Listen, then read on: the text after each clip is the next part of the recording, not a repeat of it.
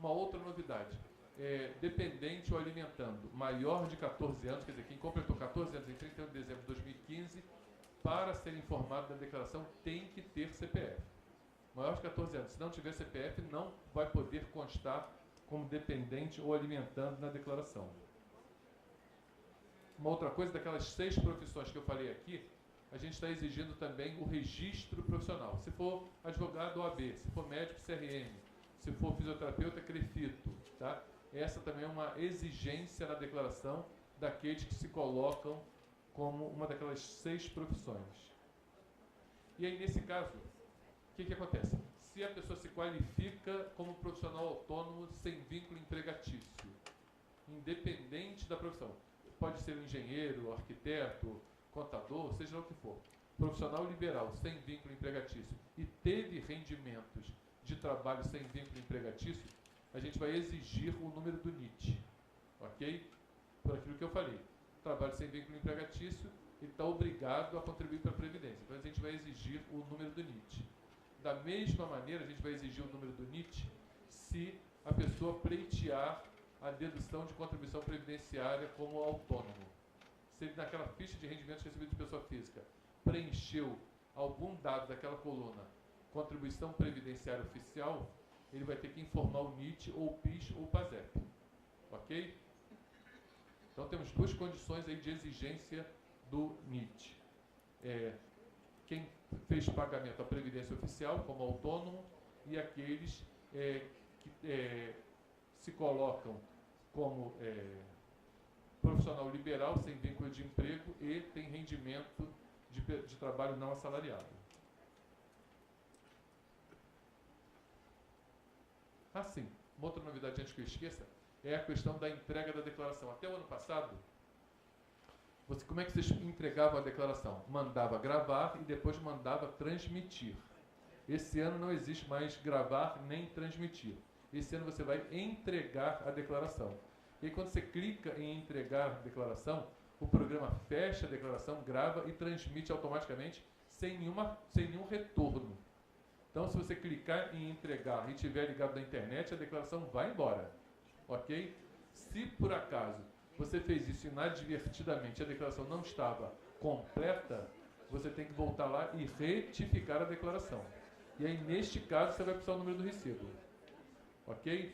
Aí vocês vão me perguntar, mas eu fiz a declaração numa máquina que não tem internet. Como é que eu faço para transmitir essa declaração? Você vai lá em ferramentas, gravar cópia de segurança, e até o ano passado existiam 2 opções: gravar declaração com os dados atuais e gravar declaração entregue pela Receita. Tá? Esse ano existe uma opção que está no meio, está entre essas 2, que é gravar declaração para entrega à Receita. Então, imagine que você, digamos, cometeu esse erro, essa falha de clicar toda hora no botão transmitir, e transmitiu várias vezes a declaração. E aí, digamos, fez diversas retificadoras e a Receita acreditou, quer dizer, a partir daí a Receita acreditou que você não estava sabendo preencher a declaração. E aí ela faz o quê? Ela pede que você venha à Receita para transmitir essa declaração pela Receita. Quando você ultrapassa um determinado número de declarações retificadoras, você não consegue mais transmitir de casa. Você tem que transmitir da Receita. Tá? E aí, como é que você vai levar isso para a Receita? Vai levar o seu computador debaixo do braço? Claro que não. Você vai lá na opção Ferramentas, Cópia de Segurança, Gravar declaração para entrega à Receita. Você bota isso num pendrive, leva no CAC e transmite a declaração. Ok? Eu gostaria de ver uma informação que é a seguinte. Eu tenho um cliente que ele ficou na malha, ele é advogado, ele recebeu os honorários em um processo, só que foi retido o imposto no processo. E com isso ele informou, né, obviamente as informações estavam no processo, ele não recebeu o informe, até da SEDAI. Então não teve o informe, ele está na malha, mas não podemos resolver ainda porque a Receita não notificou, ele não tem a notificação, só sabe pelo CAC mesmo. Eu queria ver como é que se pode resolver, já que a gente não consegue ter uma outra informação, que tem a do processo, que teve a retenção, tem lá todo o cálculo de retenção, e foi informado por esse cálculo que consta no processo. Tá, então vamos por parte. primeiro a questão de que ele não foi intimado ainda, ele pode entrar lá no site da Receita, em agendamento, e se antecipar ao atendimento, ok? O que é essa antecipação de atendimento? É ele se auto-intimar. Ele pode não esperar que a Receita o intime, pode se auto-intimar. E aí tem que tomar cuidado porque... Ele já fez isso, só que a Receita ele levou a informação que tem no CAC. Falou que marcou o horário. Então, é isso que eu ia dizer. O que acontece? Quando o contribuinte... O que acontece? O contribuinte entra lá no site da Receita e vê lá, por hipótese, possível inconsistência de despesas médicas. Ele diz, opa, despesa médica, ele vai junto os recibinhos de despesa médica, tira a cópia, junto original e cópia, entra lá no atendimento de antecipado, preenche e coloca lá, diz lá, estou levando 20 recibos médicos.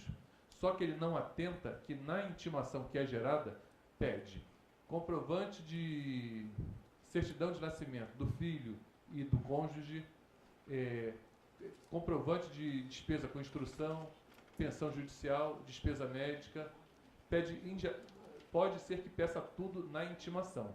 A indicação que está lá no site dizendo, digamos, o motivo principal da malha, não é só aquilo que ele tem que apresentar. Ele tem que estar atento no que está na intimação. Porque imagine você, o contribuinte coloca lá 50 mil de despesas médicas, ok?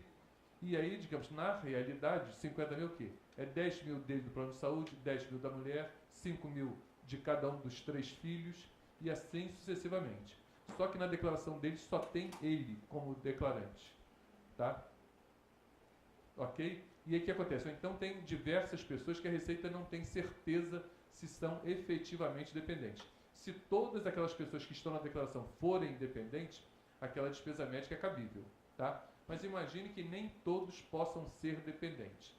Se ele não provar que todos são dependentes, ele não pode ter toda aquela despesa médica.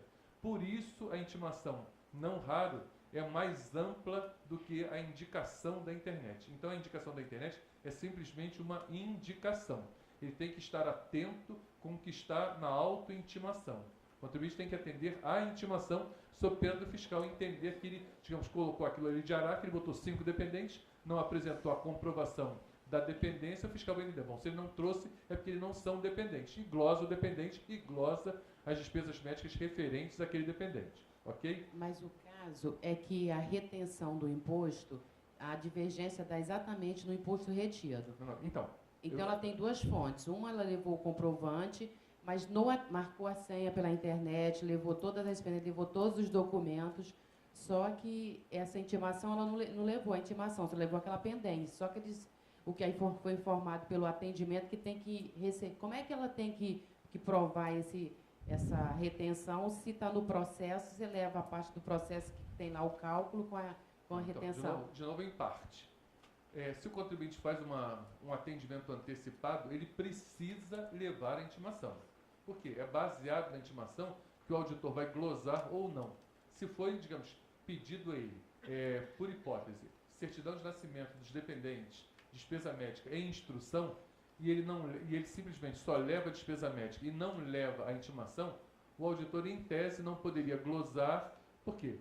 Digamos, não foi exigido dele essas outras comprovações, ok? Então ele tem que levar a documentação e o termo de intimação assinado, tá? Ele tem que se auto-intimar. Sem intimação não tem atendimento. Esse é o primeiro ponto.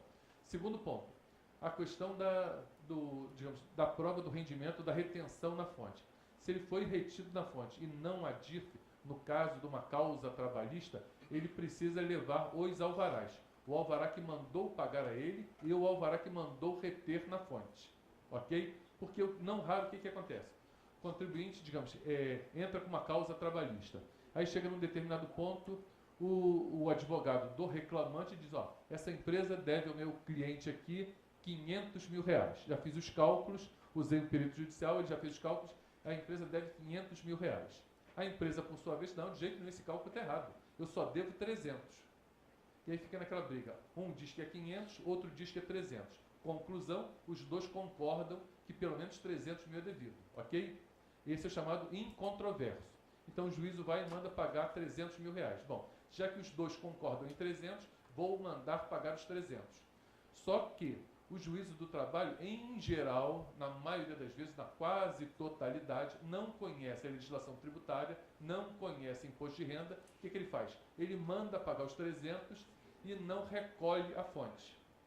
Então, ele pega lá, do depósito judicial, ele tira 300 mil, digamos, o calculista diz quanto seria devido sobre aqueles 300, digamos, 50 mil reais. Então, ele entrega 250, dá um alvará. Pague-se a fulano de tal 250 mil reais.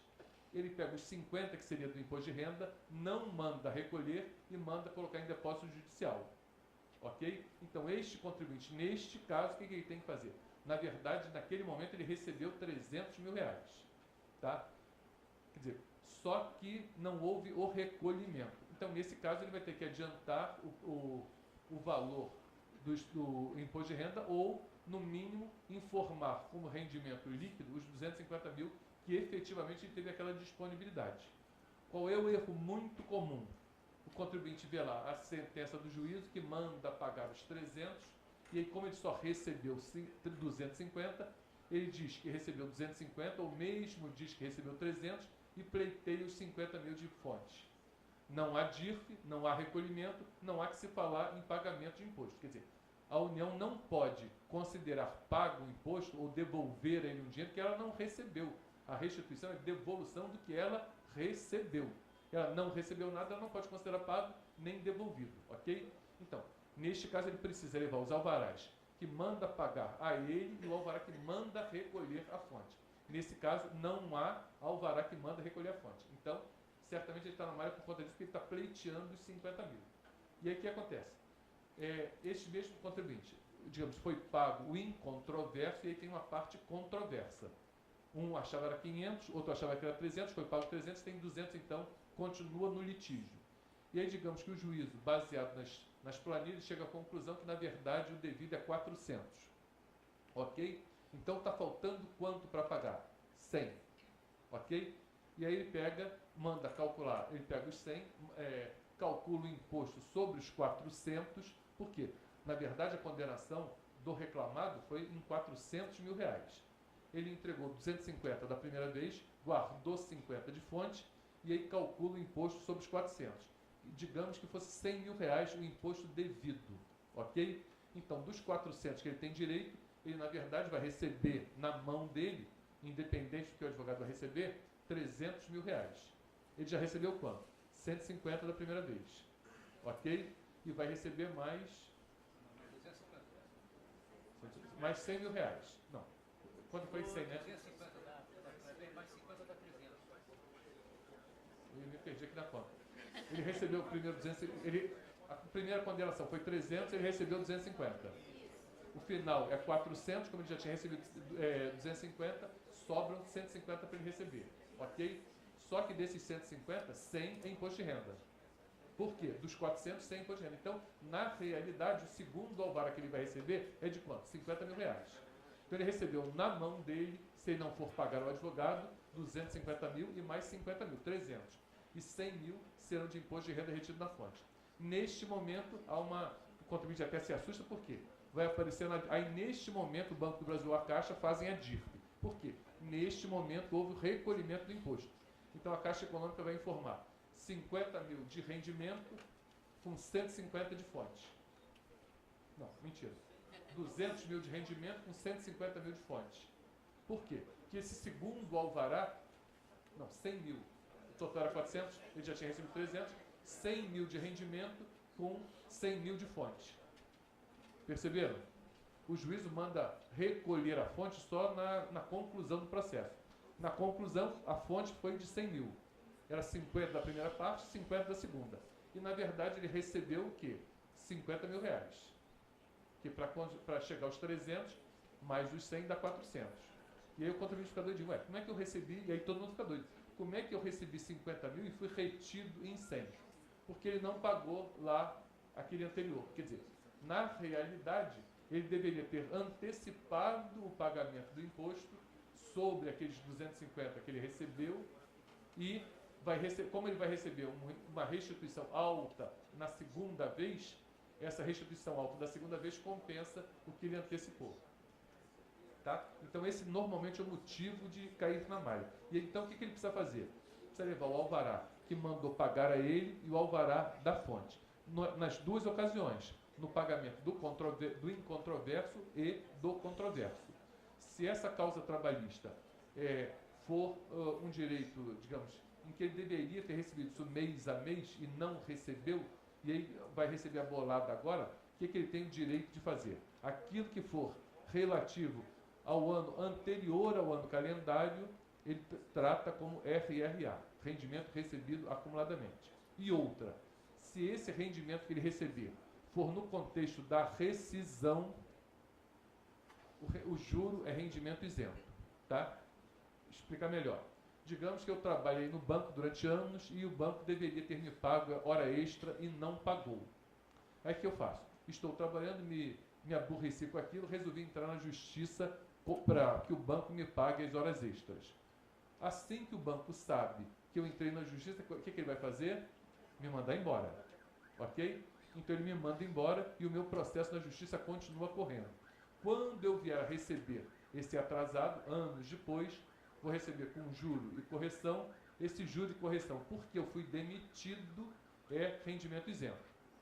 Num outro caso, digamos, se eu trabalho numa determinada empresa, entro na justiça reclamando um direito, e a empresa precisa tanto de mim, é tão complacente, que continua comigo trabalhando, na hora que eu receber aquele atrasado na justiça, o juro e correção são rendimento tributável, tá? Rendimento isento é só no contexto da rescisão ou da aposentadoria.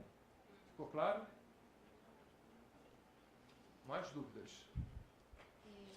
Eu não sei se eu estou falando demais, se estou me estendendo demais, mas eu estou tentando trazer algumas coisas que, digamos, na pergunta de vocês, eu imagino, da minha experiência, prova que vocês têm dúvidas e, digamos, dá problema.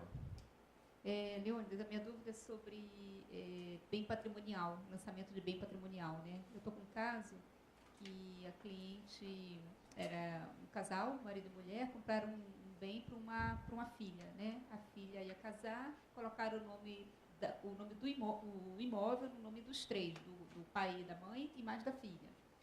E na hora de lançar na declaração, lançaram equivocadamente só na declaração da mãe e da filha. Já ficou equivocado aí, né?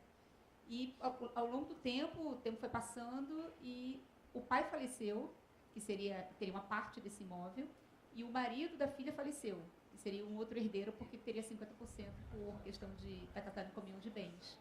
E hoje vai se fazer um inventário.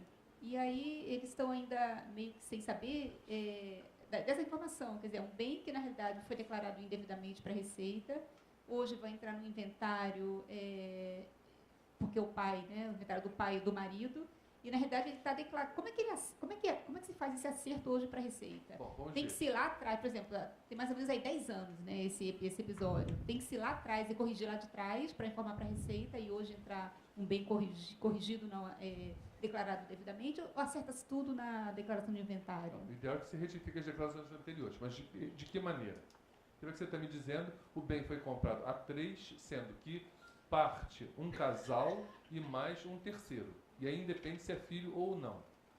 Digamos, se foi comprado, se os donos estão um casal e mais um terceiro, digamos, e esse bem, o regime de casamento desse casal é comunhão parcial de bens ou comunhão universal de bens, esse bem é dos dois. Quer dizer, esses 2/3 do bem é dos dois. Então é um bem comum que vai na declaração de um só. Então, se só apareceu no CPF na declaração da mãe, está correto. Poderia ter aparecido esses 2/3, ou no da mãe ou no do pai. Quando eu falo em 2/3, eu estou imaginando que na escritura ficou determinado que o casal tem 2/3 e a filha tem 1/3. Se não, seria 50% para o casal e 50% para a filha. Se não houver nada dito ao contrário. Ok? Então, se apareceu esse 1/3, esses 2/3, ou a metade, na declaração de um dos cônjuges só, está perfeito. Ok? Se, digamos, na declaração de quem aparecia, ou, independente de qualquer coisa, se um dos dois falece, os bens comuns vão todos para a declaração do inventário. Ok? Aí, digamos, marido e a mulher têm bens comuns. Todos os bens estão na declaração do marido. a mulher falece, os bens saem da declaração do marido e vão para a declaração do espólio, até o encerramento do espólio. Ok? Então, se não foi feito dessa maneira, há que se corrigir dessa maneira. Quer dizer, antes do falecimento, na declaração de um dos dois, se já estava assim, está perfeito, e após o falecimento, na declaração do espólio. Ok?